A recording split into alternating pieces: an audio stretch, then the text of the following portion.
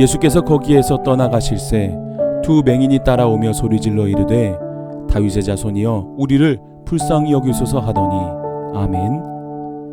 수많은 무리들이 죽음 앞에 피리를 불며 애도하고 슬픔을 목소리 높여 외치고 있는 이들과는 달리 오히려 예수님은 죽은 딸이 잔다라고 말씀하시며 그의 손을 잡았더니 정말 일어났습니다. 그러자 이 소문은 온 땅에 퍼지기 시작하였고 예수님은 오늘 본문 말씀을 통해 이제 거기에서 발걸음을 다른 곳으로 옮기시고자 하셨습니다. 바로 이때 두 맹인이 따라오기 시작합니다. 그러면서 그들은 외칩니다. 다윗의 자손이여 우리를 불쌍히 여기소서. 그러니까 우리 두 사람은 앞을 보지 못하는 맹인인데 앞을 전혀 볼 수 없는데 우리도 고쳐달라는 것입니다. 예수님은 이 두 맹인에게 묻습니다. 내가 능히 이 일 할 줄을 믿느냐? 그러자 그들은 주여 그러하오이다. 믿음으로 대답하였고 즉시로 눈이 보이기 시작했습니다. 여기에서 우리는 두 맹인이 예수님의 소문을 듣고 따랐다는 부분에 주목해 보려고 합니다. 맹인이라는 것은 무엇을 뜻합니까? 눈이 보이지 않는 자, 그래서 앞을 전혀 내다볼 수 없는 자를 의미합니다. 이렇게 앞을 전혀 내다볼 수 없는 맹인이었지만 중요한 것은 예수님의 소문을 듣고 예수님을 따랐다는 것입니다. 놀랍지 않습니까? 앞을 내다볼 수 없지만 그래서 예수님을 볼 수 없고 예수님이 어느 길로 가는지 알 수 없는 두 맹인의 현실이었지만 그럼에도 불구하고 예수님을 따랐다는 것입니다.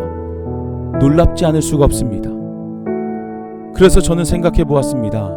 두 맹인이 어떻게 앞을 보지 못하는데도 예수님이 어디 계신지 알았고 예수님이 어느 방향으로 가시는지 어떻게 알고 따라갔을까?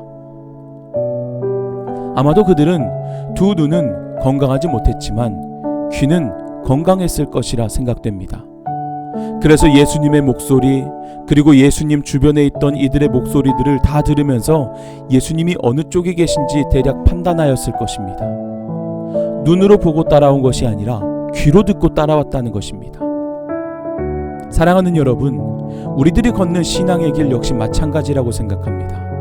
보이는 것으로 따르고자 한다면 실망하고 낙심하여 낙오자가 생길 위험이 상당합니다. 왜냐하면 예수님을 따르는 그 길은 매우 좁고 협착하여 따르는 이가 적기 때문입니다. 그리고 굉장히 힘들고 어려운 길이라는 것을 눈으로 보기 때문에 따르다가도 중도 포기하는 이들도 있습니다. 하지만 믿음의 길은 결코 눈으로 보는 것으로만 따르는 것이 아닙니다. 믿음의 귀로 따르는 것입니다. 하나님의 음성을 듣는 것입니다. 말씀을 듣는 것입니다.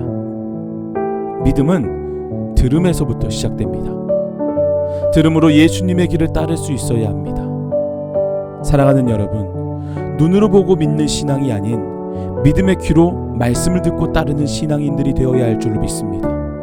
그래서 오늘 하루를 살아가는 데에 있어서도 눈으로 보이는 것으로 전부 판단하지 말고 보이지 않는 그 하나님의 영적 세계를 말씀을 통해 들음으로 볼 수 있는 그 은혜, 그래서 언제나 예수님의 말씀에 귀를 기울여 믿음으로 따르는 복된 하루가 되어 승리하시기를 주님의 이름으로 간절히 축복합니다.